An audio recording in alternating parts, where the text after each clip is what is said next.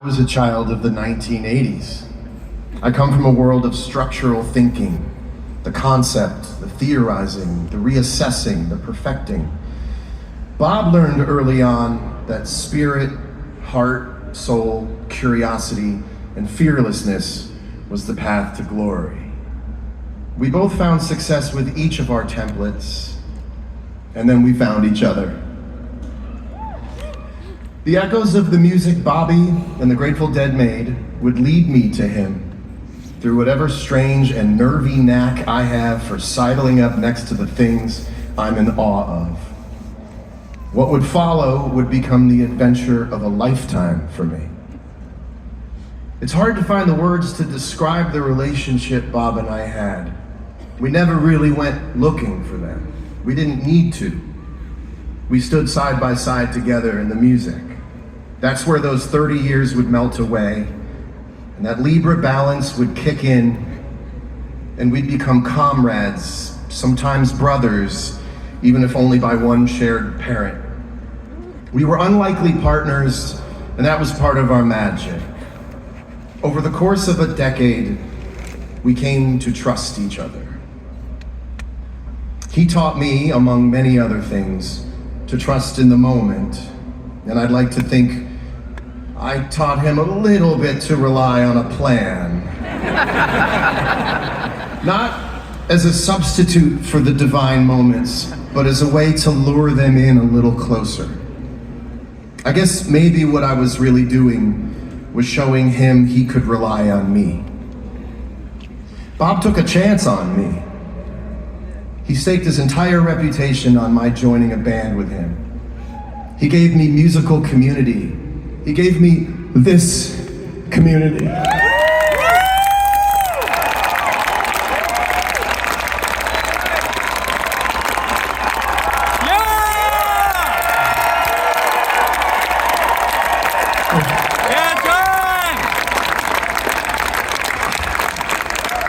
I got to know his incredible family, Natasha, Monet, and Chloe, whom I now consider my dear friends for life.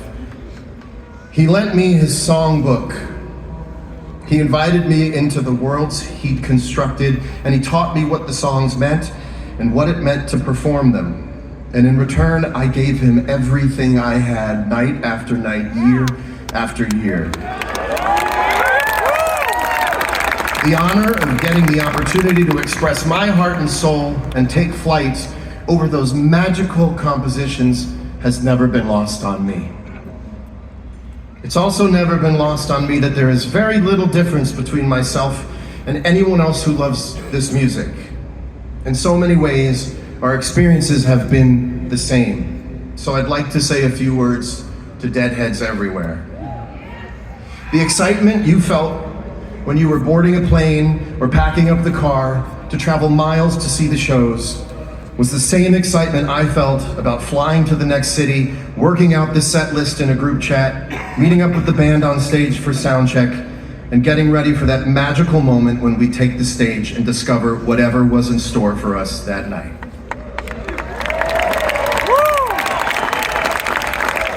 When tours would end, you would come home, dump out on your couch, and sleep for 2 days straight. I would do the same, and I could feel the connection we shared together. All of us tired and weary, our hearts so full of music and memories, waiting on the next bit of chatter that it could all happen again. When we played multiple nights in the same city, the afternoons in between felt as if we were suspended in a dream, waiting to become reanimated as soon as the first note of the next show would play. You might have gone to work, and your colleagues wouldn't understand why you were only half there.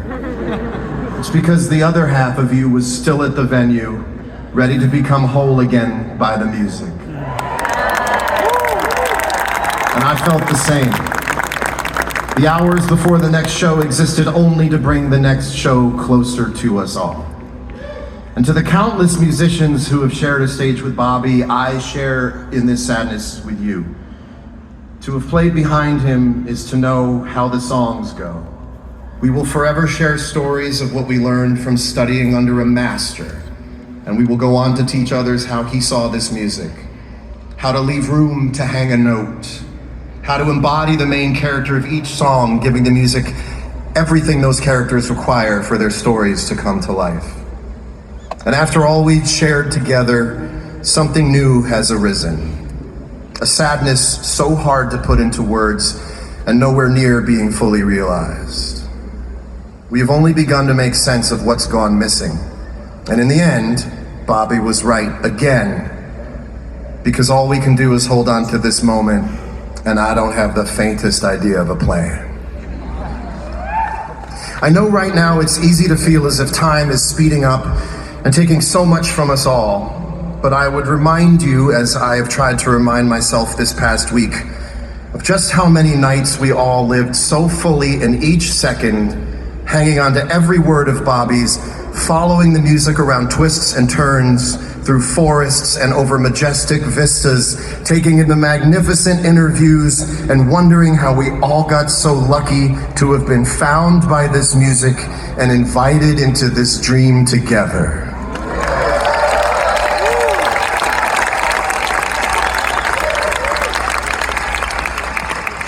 Bob had mentioned that Jerry had never really left him, that he still felt him up on his shoulder. And now Bob will be forever perched over my shoulder.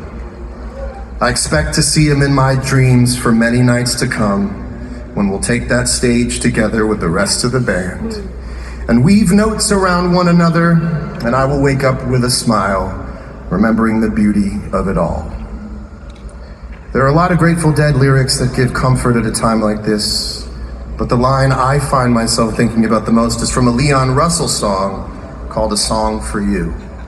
And I'd like to think I can hear Bobby saying these words to us all this afternoon. But now I'm so much better, so if my words don't come together, listen to the melody, 'cause my love is in there hiding. And so we will all keep listening, together. 300 years, Bobby. Now that's a plan I can get behind.